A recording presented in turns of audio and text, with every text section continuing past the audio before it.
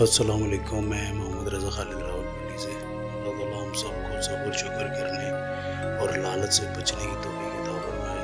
आज का वाक़या जिन भाई ने सुनाया, उन्होंने ख़ास तौर पे इस चीज़ की ज़रूरत से ज़्यादा ही रिक्वेस्ट की है कि ना तो मेरा नाम, ना तो मेरा पता किसी को बताया जाए। और बाकी उन्होंने वाक़या अपना कुछ इस तरह सुनाया है। कहते हैं कि मैं अभी जिस मकान में रहता हूँ, ये रेंट का मकान है। कह रहे हैं लेकिन यहाँ रहते हुए मुझे तकरीबन 6 साल हो गए। कह रहे हैं ये रेंट पे हम लोगों ने मकान जिस फैमिली से लिया था, तो हमने ये देख के लिया था कि किसी नई हाउसिंग सोसाइटी में हम रहते, क्योंकि मैं गांव में रहता था, मुझे यहाँ शहर में जॉब मिल गई। अब मेरा था कि किसी तरीके से घर वालों को ही बुलाऊं, और मैं पहले कमरों में रहता होता था, तो अब दफ्तर की तरफ से रेंट भी मिलना शुरू हो गया था और अच्छी वो सुई गैस के दफ्तर में मेरी जॉब थी।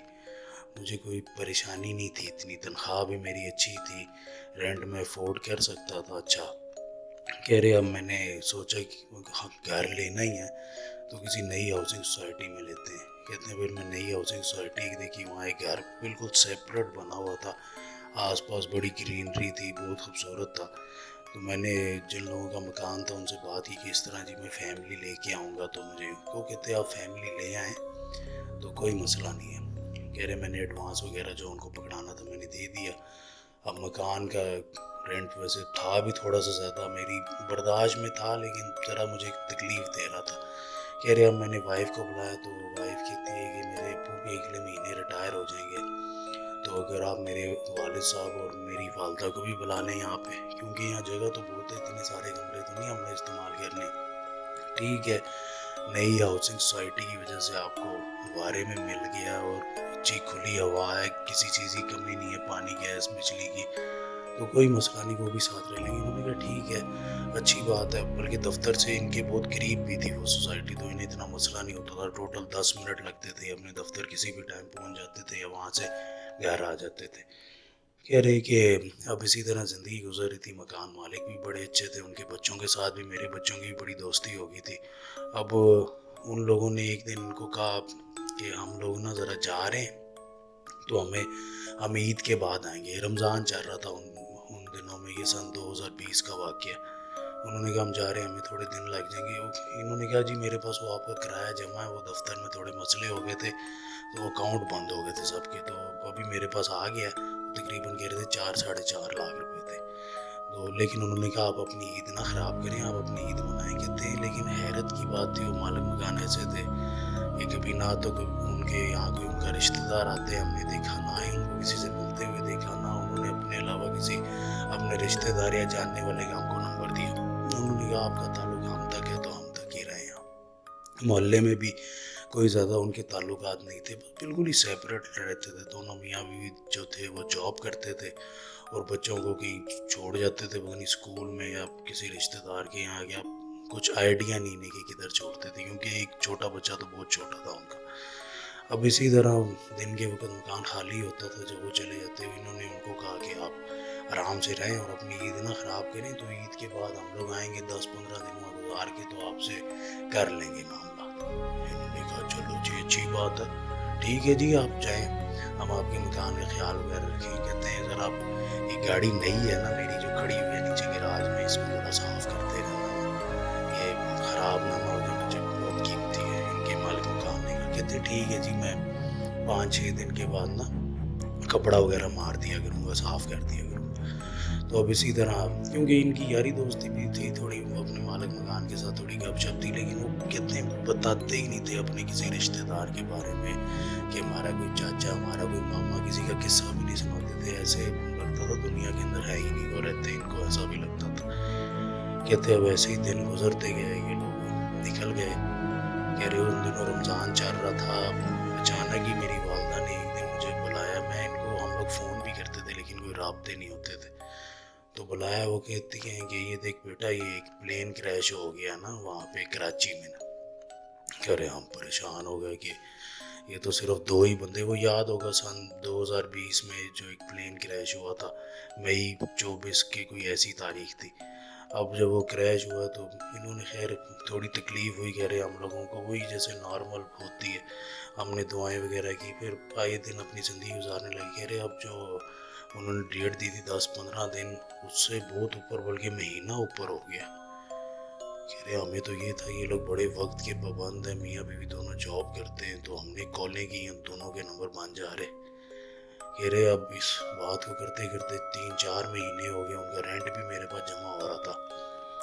کہہ رہے پتہ نہیں میرے دماغ میں کوئی خیال آیا نا کہ ذرا پتہ کروں یہ جہاز کے اندر کریش جو ہوا تھا کون کون فوت ہوئے، اس کی کوئی لسٹ منگواؤں۔ کہتے ہیں میں نے اپنے ریفرنس کے تھرو ایک لسٹ منگوائی، تو لسٹ کے اندر ان لوگوں کے نام تھے، ان کے وہ جو وائف تھی، ہسبینڈ، اور وہ جو 2 بچے، تیسرے بچے کا نام انہوں نے رکھنا تھا وہاں جا کے، تو ان سب کی لسٹ تھی، لسٹ میں ان سب کے نام تھے۔ اب یہ کہہ رہے میں پریشان ہو گیا، میں پریشان ہو کے گھر آیا۔ اب اسی طرح ہماری لائف چل رہی تھی، ہم اسی مکان میں اسٹیئر رہ رہے تھے، تو اس بات کو اب تقریباً 6 مہینے ہوئے۔ تو ایک دن میں گھر آیا ہوں تو میری وائف، میرے سسر، میری ساس اور بچے وغیرہ سارے ایسا لگ رہا تھا جیسے میرے انتظار میں بیٹھے۔ تو میں ان کے ساتھ جا کے بیٹھ گیا، میں نے کہا کیا ہوا ہے، خیر ہے سب؟ کوئی ان کا رشتہ دار آیا تھا یہاں پہ؟ وہ کہہ رہے نہیں، ان کا تو کوئی آتا ہی نہیں، کوئی محلے میں بھی نہیں ان کو جانتا، لوگ تو ہمیں ہی سمجھتے ہیں ہم یہاں کے مالک ہیں۔ میں نے کہا تو پھر اب کیا کریں ہم لوگ؟ کہا کہ آپ نے کسی کو بتایا تو نہیں دفتر میں؟ اس نے کہا میں کیوں بتاؤں گا، میں نے تو نہیں بتایا۔ تو کہہ رہے ٹھیک ہے پھر آپ کسی کو بتائیں بھی نہ۔ کہہ رہے ایسے کیسے ہم نہ بتائیں، ایک دن پتہ تو چل ہی جائے گا، ان کا رشتہ دار وغیرہ کوئی ان کا دوست یار کوئی تو آئے گا۔ کہتا ہے کہ جب آئے گا تو آپ وہ جو کرایہ وہ جمع کرتے جائیں، جب آئے گا تو ہم اسے کرایہ وغیرہ جو بھی بنتا ہوا سارا کچھ ہم اس کو دے دیں گے، تو تب تک ہم آرام سے رہتے ہیں، آپ بھی نہ بات کریں تو میں بھی نہیں بات کرتی۔ لوگوں نے کہا ٹھیک ہے۔ تو کرتے کرتے وہاں پہ ان کا سال گزر گیا۔ کہہ رہے سال تو گزر گیا لیکن ڈسٹربنس جو تھی تھوڑی اس مکان میں گڑبڑ تھی۔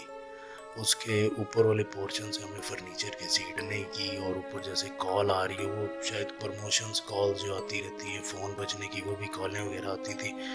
اور جو میرے سسر جی تھے وہ اس اوپر والوں کے الیکٹرانک کے بھی بل بھر رہے تھے، الیکٹرکسٹی کے، گیس کے، پانی کے، جو بھی بل وغیرہ جو کچھ آتا تھا وہ بھرتے تھے، اور ہر مہینے بھرتے ہوتے تھے، تاکہ کہہ رہے کوئی گھر نہ آ جائے اور آ کے کوئی دیکھ نہ لے۔ اتنا زیادہ نہیں آتا تھا، بالکل معمولی سا، کوئی 5,000 سے بھی کم آتا ہوگا، شاید کوئی 2-3 ہزار بھی نہ آتا، اتنا ان کا بل آتا تھا، اور وہ بھر دیتے تھے وہ، کہ کوئی آ کے یہاں پہ انکوائری نہ بیٹھ جائے اور کہیں مکان ہمارے ہاتھ سے نہ چلا جائے۔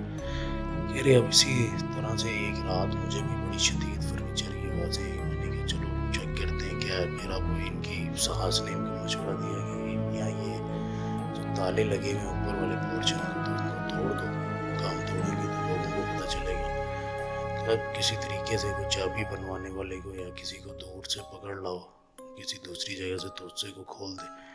کہہ رہے تو میں لے آیا، تو میں نے تالے وغیرہ سارے کھلوا لیے گھر کے، اور دیکھا تو ان کا تھوڑا بہت قیمتی سامان جو نارمل گھروں میں ہوتا وہ جو تھا وہ میری ساس نے اپنے قبضے میں لے لیا، کہ اب تو ان کے مالک ہی نہیں ہے تو کیا ان کا کرنا، اور یہ چیزیں خراب ہو جاتی۔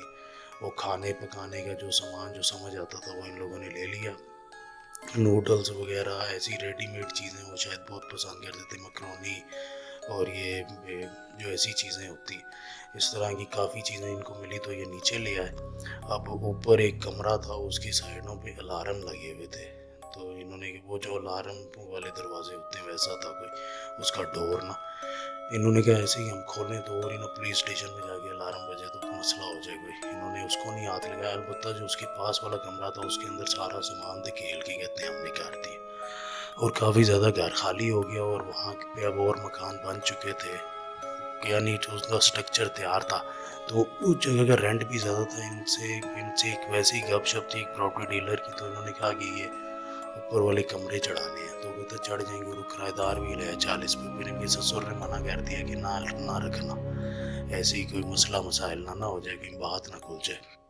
اب اسی طرح یہ کہہ رہے کہ اس گھر سے اتنی وہ جو خاص طور پہ جب انہوں نے وہ کمرہ وغیرہ کھولے اوپر کے اور وہاں رہنا شروع کیا، گھر بھی بہت بڑا تھا، تقریباً 1 کنال کا، اور کہہ رہے جیسے ایک ڈریم ہاؤس ہوتا ہے نا، وہاں پہ گارڈن بھی تھا، اور وہاں پہ اچھی خاصی کھلی جگہ تھی بچوں کے کھیلنے کی۔ کہتے ہیں اب اسی طرح ہوا کہ وہاں سے ڈسٹربنس بہت فیل ہونے لگی، اور یہاں تک کہ میں نیچے بیٹھا ہوتا مجھے لگتا بچے اوپر ہیں، کسی نہ کسی بہانے میرے اوپر چکر لگ ہی جاتے، وائف کے بھی لگ جاتے، سسر کے بھی، اور ساتھ جو تھی ان کے بھی نا، کہ ان کو لگتا کہ اوپر میرا بیٹا ہے تو ان کو لگتا یہ ہے، اور ان کو باقاعدہ نظر آتا ہے۔ انہوں نے کہا یہ تو مسئلہ خراب ہے، اور ان کے پڑوسیوں نے بھی شکایت کی کہ جی چھت پہ بھی ہمیں کچھ مسئلہ یہاں پہ لگا، لیکن انہوں نے کہا کہ نہیں جی بس آپ اپنی پڑھائی، اور پڑوسیوں کے ساتھ بڑے روڈ ہو گئے کہ وہ دوبارہ شکایت نہ لگائیں۔ اب اسی طرح معاملات چلتے رہے ان کے، لیکن یہ کہ ڈسٹربنس کچھ حد سے زیادہ ہی تھی۔